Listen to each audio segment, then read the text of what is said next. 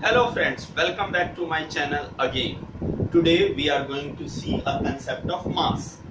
You might be feeling that this is very basic and general thing that you are aware of from your childhood, right? So what is going to be interesting about this mass? But I do promise to you that if you are with me until the last minute of this presentation, I assure you that it will be very beneficial and interesting for you to understand what mass is. Basically, with the concept of science, right?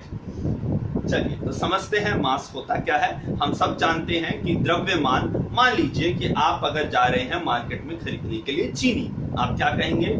मुझे 5 kilo चीनी दे दीजिए। और अगर आप कहें उसमें add करना है 2 किलो चीनी, तो आप क्या करेंगे? 2 किलो चीनी ऐड कर लेंगे। आपने एक चीज नोटिस किया होगा कि हम 5 या 2 के साथ यूनिट भी यूज कर रहे हैं। तो मास का यूनिट किलोग्राम होता है। लेकिन अगर आप जा रहे हैं कुछ प्रीशियस मेटल्स खरीदने के लिए, स्वर्ण आभूषण जैसे कि, तो आप बात करते हैं ग्राम्स में। वहां पर 10 ग्राम भी बहुत ज्यादा होता है रुपयों के कारण, राइट? तो आप देख रहे हैं कि ग्राम मास का यूनिट हुआ, किलोग्राम मास का यूनिट हुआ।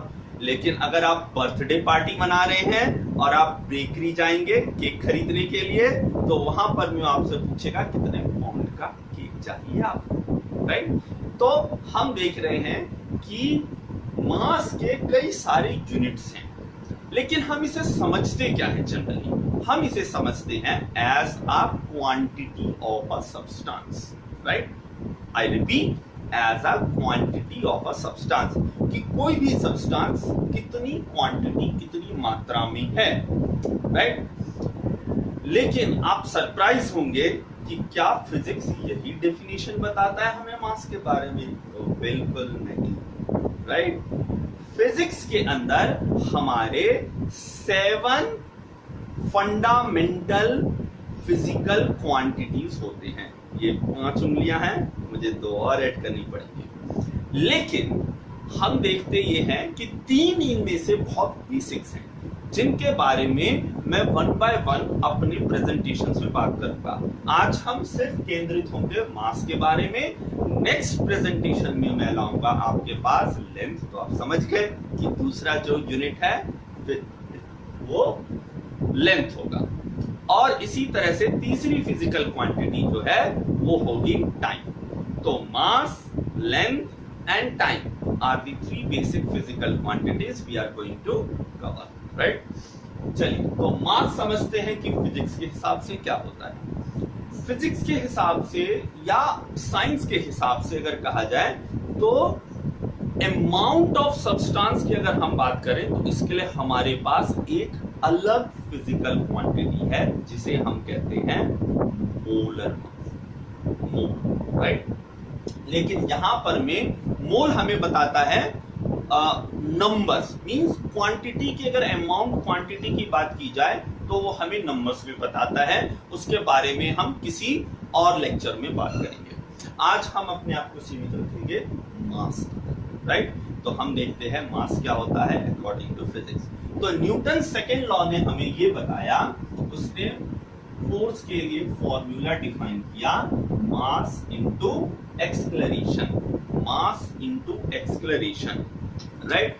तो यहां से हमें क्या पता चला कि फोर्स मास इनटू एक्सेलरेशन करने से मिलता है। लेकिन ये फॉर्मूला जो आता है वो इनर्शिया कंसेप्ट के साथ आता है, जो न्यूटन्स फर्स्ट लॉ हमें बताता है, राइट? तो हमने ये भी कहा, जाना कि mass is the measure of inertia. तो ध्यान से समझिए, मास क्या चीज है? मास है इनर्शिया का मेजरमेंट। ये किसी सब्सटेंस के पास इनर्शिया क्या है, तो मास क्या मेजर करता है? इनर्शिया मेजर करता है। अब यहां समझने वाली बात यह होती है कि इनर्शिया क्या होता है। तो हम समझते हैं इनर्शिया क्या है। इनर्शिया है रेजिस्टेंस, ऑपोजिशन। किस चीज के लिए? फोर्स के अगेंस्ट। इसी फोर्स के अगेंस्ट अगर कोई चीज रेस्ट में है और आप उस पर में फोर्स अप्लाई कर रहे हैं कि तू मोशन में आ जा, तो वो क्या करेगा? अपोज करेगा। उस अपोजिशन का नाम है इनर्शिया। इसी तरह से अगर बात की जाए कि अगर कोई ऑब्जेक्ट मोशन में है, ऑलरेडी मोशन में है, और अगर आप उस पर फोर्स अप्लाई करें कि तू रेस्ट पे आ जा, तो अगेन वही ऑब्जेक्ट फिर से अपोज करेगा और उस अपोजिशन का नाम है इनर्शिया। किस बॉडी में कितनी इनर्शिया है ये मेजर होगा मास के द्वारा, राइट? तो हमने जाना कि मास इनर्शिया का मेजरमेंट है। तो क्या सिर्फ मास इतना ही है? नहीं, अभी कहानी बाकी है। ये कंसेप्ट जो आया वो आया न्यूटन अंकल के द्वारा। न्यूटन अंकल ने एक और चीज खोजी। क्या खोजा उन्होंने? अगेन एक फोर्स जिसके लिए एक्सप्रेशन है F is equal to Gm1 m2 upon r square. समझते हैं ये ग्रेविटेशनल फोर्स है। ग्रेविटेशनल फोर्स में हमें न्यूटन सर ने बताया कि दो मास m1 और m2 उनके बीच में एक म्यूचुअल अट्रैक्शन फोर्स लगता है जिसे हम कहते हैं ग्रेविटेशनल फोर्स। हम अभी उसके डिटेल में नहीं जाएंगे, लेकिन वहां टर्म आ रहा है मास। ये दो मास के बीच में लगने वाला फोर्स, राइट? तो समझने वाली बात ये है कि मास, कौन सा मास? क्या ये वही मास है जो हमने ऊपर वाले फॉर्मूले में बात की? तो यहां थोड़ा सा तेज है। अगर हम प्रिसाइसली बात करें तो नहीं, लेकिन अगर थोड़ा सा ढील देके बात की जाए तो हाँ। इस मास को हम कहते हैं इनर्शियल मास और ये है हमारा ग्रेविटेशनल मास। तो यहां हम समझते हैं पहले मास है क्या। किसी भी बॉडी की वो चीज, वो फिजिकल एस्पेक्ट, वो फिजिकल एंटिटी जिसके कारण वो एक दूसरी बॉडी पर अट्रैक्टिव फोर्स लगाए, उस चीज का नाम है ग्रेविटेशनल मास। इन दोनों मासेस के बीच में न्यूमेरिकल डिफरेंस बहुत बहुत बहुत कम है। इस वजह से हम इसे एग्जैक्टली सेम मान सकते हैं, लेकिन ये नहीं, राइट? आगे चल करके हम इसके बारे में अगर समझें तो ये दोनों का कंक्लूजन मिला करके ये निकलता है कि अगर हमारे पास दो मास हैं, एक कैपिटल M से रिप्रेजेंट करें, एक स्मॉल m से रिप्रेजेंट करें, तो हमें ये समझ में आता है कि एक मास दूसरे मास के ऊपर में फोर्स लगाएगा।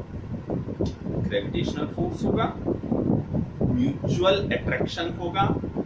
तो मास वो चीज है जो दूसरे के ऊपर में ग्रेविटेशनल फोर्स लगाता है, एक फोर्स लगाता है, अट्रैक्टिव फोर्स लगाता है।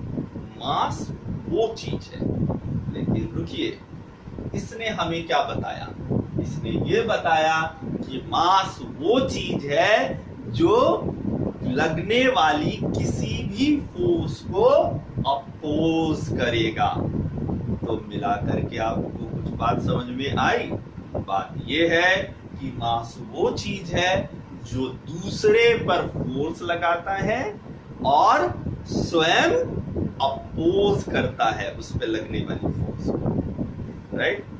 तो होपफुली आपको आज का वीडियो पसंद आया हो, और आपको यदि पसंद आया हो तो आप हमारे वीडियो को लाइक कर सकते हैं, कमेंट कर सकते हैं और मेरा चैनल आप सब्सक्राइब कर सकते हैं। Thank you.